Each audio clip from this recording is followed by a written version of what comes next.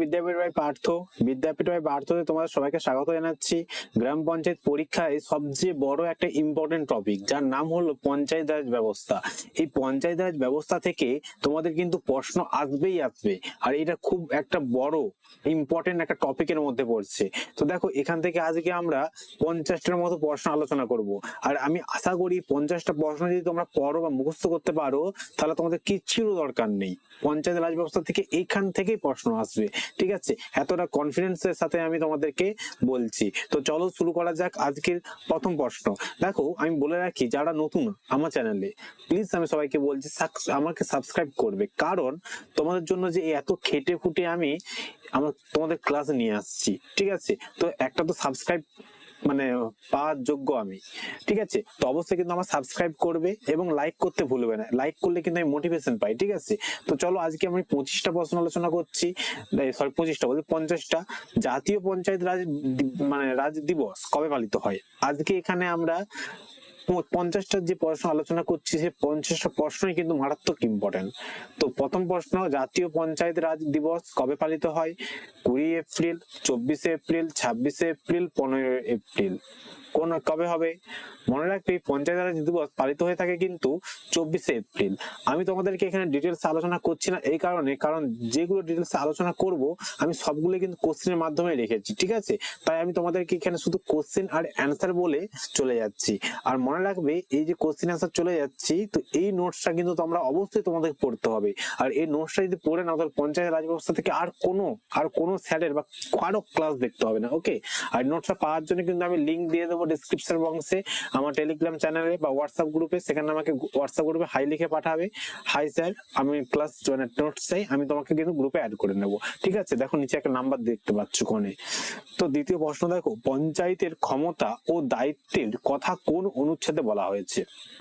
ঠিক আছে, এই যে পঞ্চায়েতের ব্যবস্থায় আমাদের সংবিধানের কোন অনুচ্ছেদে বলা হয়েছে বলো তো? কোন অনুচ্ছেদে বলা হয়েছে?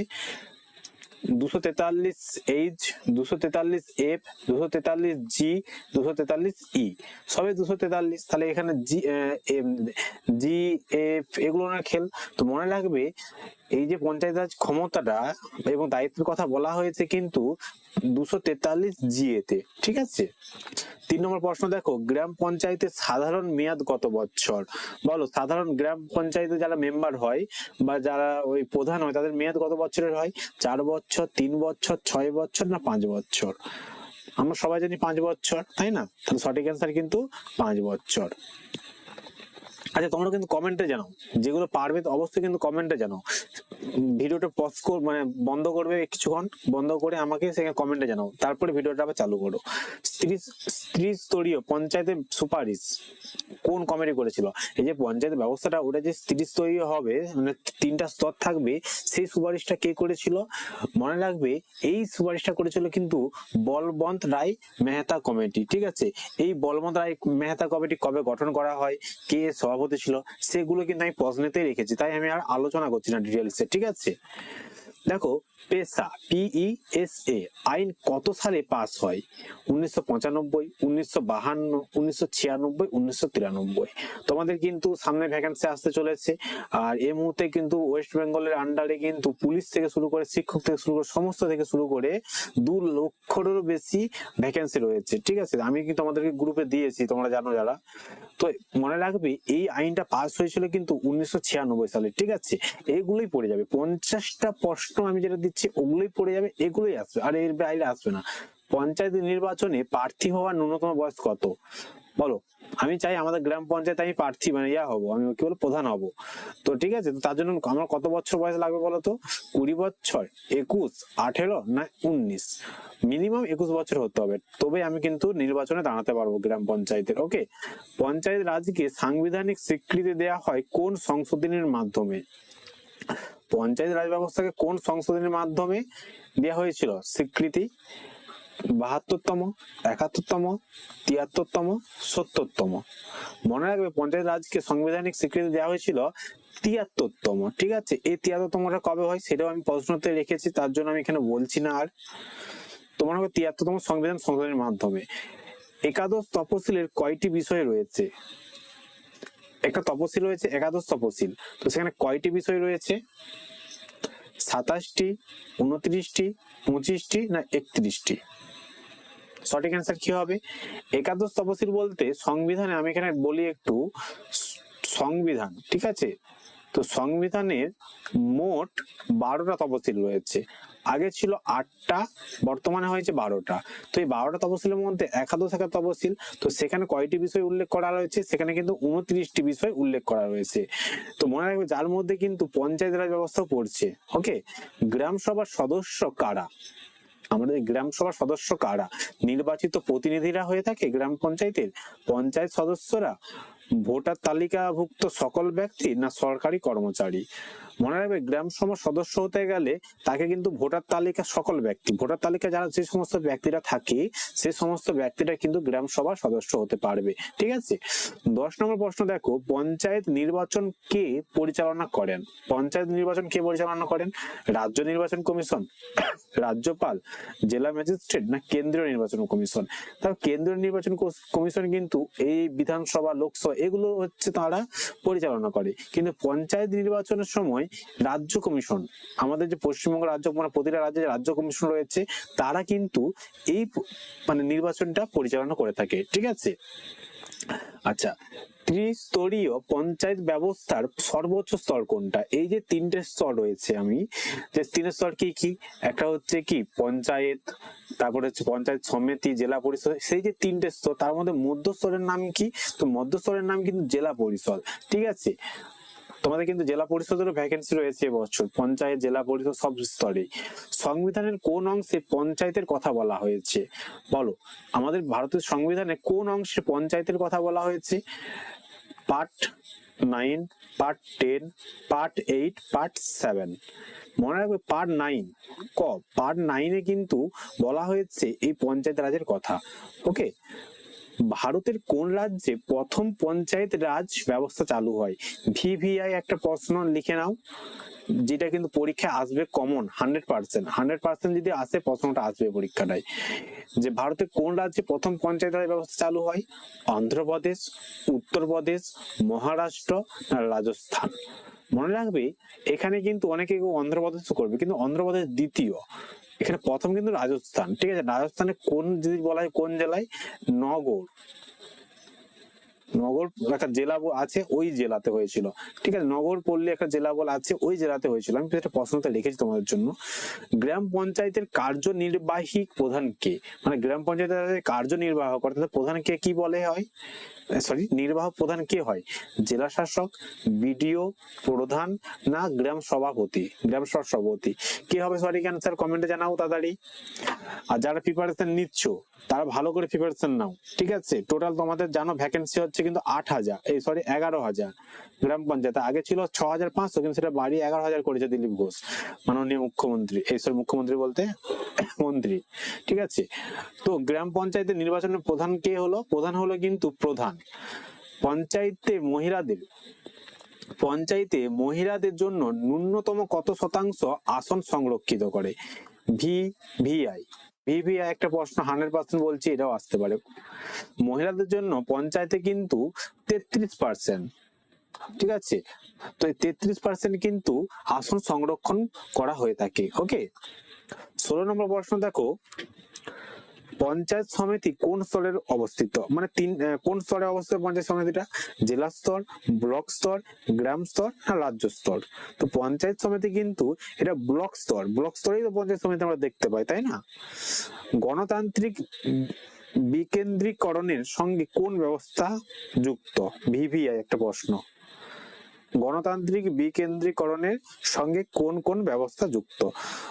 সংসদীয় গণতন্ত্র, নগরপালিকা, পঞ্চায়েত রাজ না যুক্তরাষ্ট্র ব্যবস্থা? তো মনে রাখবে, গণতান্ত্রিক বিকেন্দ্রীকরণের সঙ্গে কোন ব্যবস্থা যুক্ত? সেটা হচ্ছে কিন্তু পঞ্চায়েত রাজ। আচ্ছা, এরপর তোমাদের কোন বিষয়ের উপর তোমরা চাইছো পঞ্চায়েতের উপর, আমাকে কিন্তু জানাবে, এক্সাম কিন্তু সামনে, তো টপিকের নাম বলবে, তোমাকে সেই টপিকের উপরে কিন্তু আমি 100% কিন্তু কমন আসার মতো প্রশ্ন কিন্তু আলোচনা করে দেব। ঠিক আছে, গ্রাম পঞ্চায়েত গঠনের কথা কোন অনুচ্ছেদে বলা হয়েছে?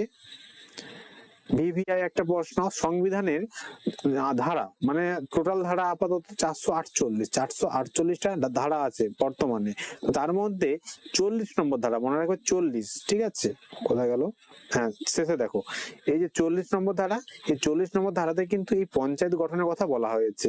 ওকে, 20 লক্ষের কম জনসংখ্যা বিশিষ্ট রাজ্যে কোন স্তরটি নাও থাকতে পারে, ঠিক আছে, মানে একটা রাজ্যে যদি 20 লক্ষের জনসংখ্যা কম হয় তো সেখানে কোন স্তরটা নাও থাকতে পারে, সেখানে কিন্তু পঞ্চায়েত সমিতি নাও থাকতে পারে, ঠিক আছে। পঞ্চায়েতে এসসি এবং এসটি দের আসন সংরক্ষণ কিসের ভিত্তিতে করা হয়, এই যে পঞ্চায়েতে যে এসসি দের এত সিট থাকবে, এসটি যে এত সিট থাকবে, ঠিক আছে, সেই যে ভিত্তিটা কার মানে অনুসারে করা হয়, সমান হারে, জনসংখ্যা অনুপাতে, রাজ্যপালের নির্দেশে, না কেন্দ্র সরকারের সিদ্ধান্তে। এটা কিন্তু অবশ্যই এই তিনটে দেখো, তুমি অপশন তুমি বাদ দিয়ে দাও, এগুলো হবেই না, কারণ জনসংখ্যা অনুপাতেই করা হয়। ওই অঞ্চলে কতগুলো এসসি, কতগুলো এসটি, কতগুলো জেনারেল আছে, তার উপর ভিত্তি করে কিন্তু এই আসন সংরক্ষণ করা হয়ে থাকে ওই অঞ্চলে জনসংখ্যা, তাহলে জনসংখ্যার অনুপাত। ওকে, বর্তমান পশ্চিমবঙ্গে পঞ্চায়েত আইন কত সালে পাস হয়, বর্তমানে বলতে এটা ভুল আছে, তো তুমি বলতে পারো যে পশ্চিমবঙ্গে পঞ্চায়েত রাজ ব্যবস্থা কবে চালু হয়, ঠিক আছে, এই পশ্চিমবঙ্গে পঞ্চায়েত রাজ ব্যবস্থা কবে চালু হয়, 100%, 100% বলে দিচ্ছি, যেগুলো 100% বলছি ভালো করে দেখে রাখবে, কমন, এটাও কিন্তু কমন আসবে, মিলে নেবো, পরীক্ষা দিয়ে এসে বেরিয়ে দেখবে কমন চলে আসছে। তো পশ্চিমবঙ্গে পঞ্চায়েত আইন ব্যবস্থা পাস হয়েছিল কত, 1973 সালে, ঠিক আছে। পঞ্চায়েতে আর্থিক অবস্থা পর্যালোচনার জন্য রাজ্য অর্থ কমিশন কে গঠন করেন, পঞ্চায়েতের আর্থিক অবস্থা সেটা পর্যালোচনা করার জন্য কাকে, রাজ্য অর্থ কমিশন কে গঠন করবে, মুখ্যমন্ত্রী, রাজ্যপাল, অর্থমন্ত্রী, না কেন্দ্র সরকার, মনে রাখবে ওটা গঠন করে একমাত্র রাজ্যে রাজ্যপাল, সেই রাজ্যের রাজ্যপাল, সঠিক অ্যান্সার কি হবে, সেই রাজ্যের রাজ্যপাল, ঠিক আছে। পরের প্রশ্ন দেখো, তোমাদের জন্য রেখেছি, গ্রাম স্তরে ছোটখাটো মামলা নিষ্পত্তির জন্য কোন সংস্থা কাজ করে, বলো, গ্রাম স্তরে কোনো ছোটখাটো মামলা হয়েছে, ঠিক আছে, কে ওর কপাল ফাটিয়ে দিয়েছে, কে ওকে মেরেছে, ঠিক আছে, তো সেই সমস্ত মামলা মানে একটা বিচারের জন্য কোন সংস্থা কাজ করলে, জেলা পরিষদ, গ্রাম সভা, ন্যায় পঞ্চায়েত, না পঞ্চায়েত সমিতি, মনে রাখবে এসব ছোটখাটো মামলা বিচার করার জন্য কিন্তু ন্যায় পঞ্চায়েত নামে পঞ্চায়েত হচ্ছে এই সংস্থাটা এই সমস্ত কাজগুলো করে থাকে।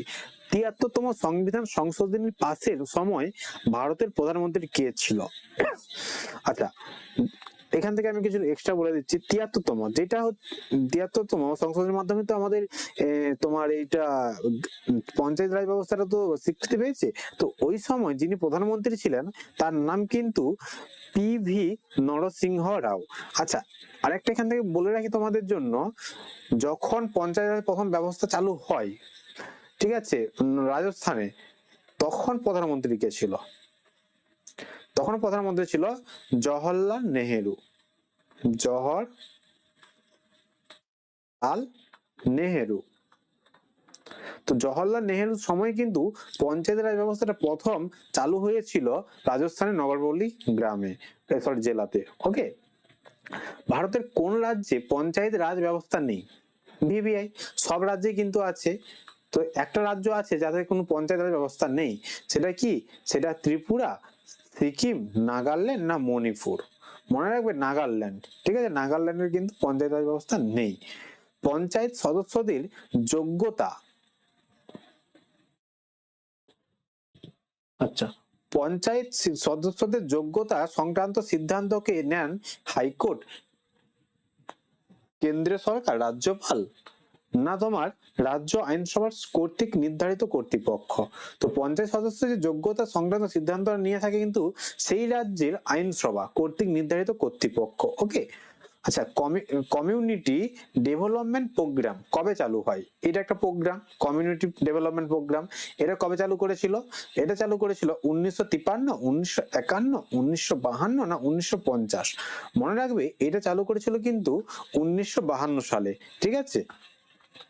পঞ্চায়েতের আর্থিক দিক পর্যালোচনার জন্য 1965 সালে কোন কমিটি গঠিত হয়, 1965 সালে এই যে আর্থিক দিক সেটা পর্যালোচনার জন্য একটা কমিটি গঠন করা হয়েছিল, সেই কমিটির নাম কি, সেই কমিটিটার নাম হলো কে সামান্থাম কমিটি, কে সামান্থাম কমিটি, ভিভিআই একটা প্রশ্ন এটা, ঠিক আছে, ভিভিআই দিয়ে রাখলাম কারণ এটা খুবই ইম্পর্টেন্ট প্রশ্ন। গ্রাম পঞ্চায়েতের সচিব কে নিয়োগ করেন? এই যে গ্রাম পঞ্চায়েত সচিব থাকে না এক একটা গ্রাম প্রতিটা পঞ্চায়েত অফিসে, তো সেই সচিব কে নিয়োগ করে থাকে? বিডিও, জেলা পরিষদ, রাজ্য সরকার, না পঞ্চায়েত প্রধান?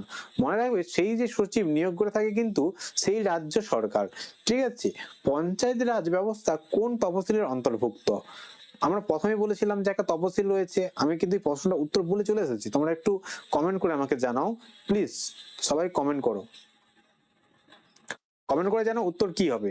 পঞ্চায়েতের ব্যবস্থা কোন তফসিলে রয়েছে? আমি কিন্তু এর আগে বলেছি একাদশ তফসিলে কিন্তু এই পঞ্চায়েত রাজ ব্যবস্থার কথা আছে। এল এম সিংভি কমিটি কত সালে গঠিত হয়?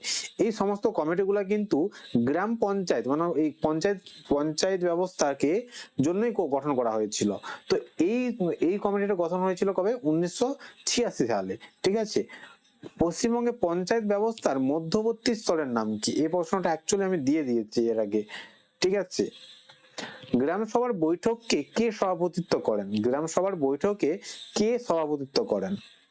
জেলা শাসক, বিডিও, গ্রাম পঞ্চায়েতের প্রধান, না রাজ্যপালের প্রতিনিধি? তো গ্রাম সভার বৈঠকে কিন্তু সেই গ্রামের পঞ্চায়েতের প্রধান করবে অবশ্যই।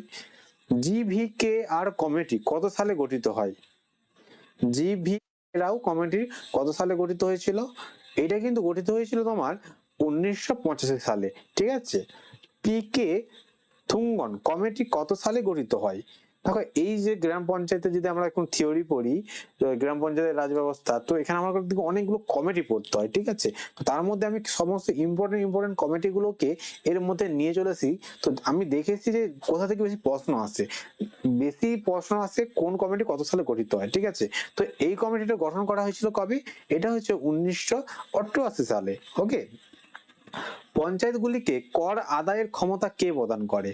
আমরা জানি যে পঞ্চায়েত অফিসে কর প্রদান কর দেওয়া হয়, কর কাটায় একজন, তো সেই কর আদায়ের ক্ষমতা কে দেন? কেন্দ্রীয় সরকার, জেলা পরিষদ, রাজ্যপাল, না রাজ্য আইনসভা?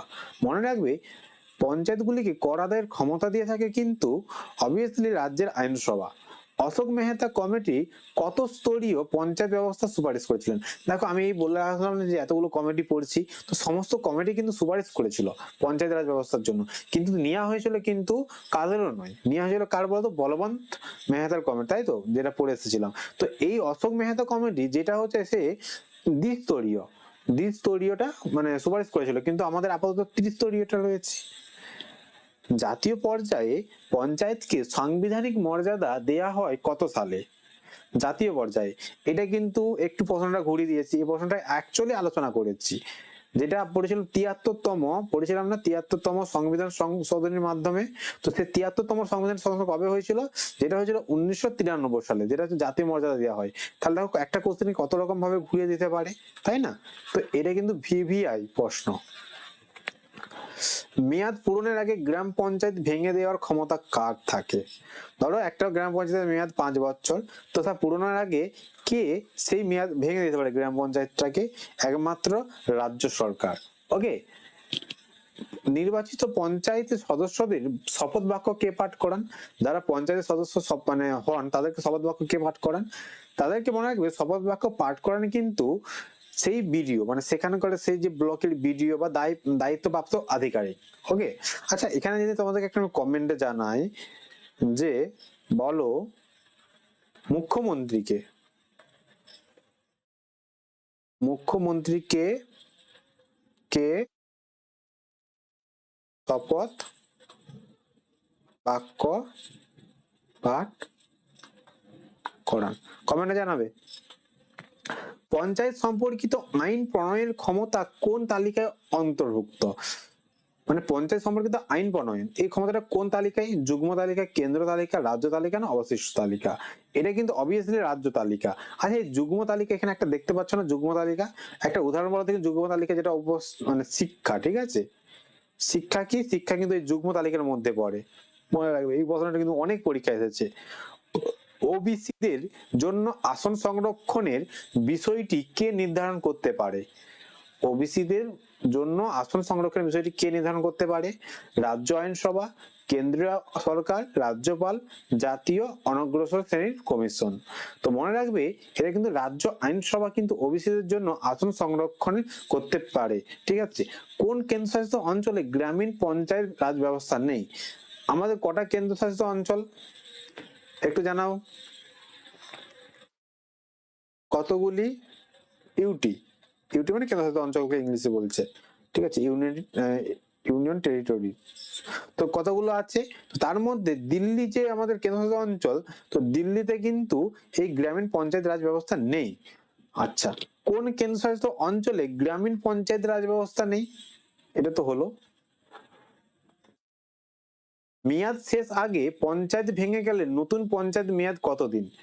আচ্ছা, মেয়াদ শেষের আগে পঞ্চায়েত ভেঙে গেলে, ধরো আমি বললাম না যে 5 বছর পঞ্চায়েতের একটা কার্যকর থাকে, তো সেটাকে রাজ্য সরকার যদি ভেঙে দেয়, ধরো 3 বছরে ভেঙে দিয়েছে, ঠিক আছে, তো 3 বছর ভেঙে দিলে আর কত বাকি আছে? 2 বাকি আছে, তো সে 2 বছর নতুন পঞ্চায়েত পারবে।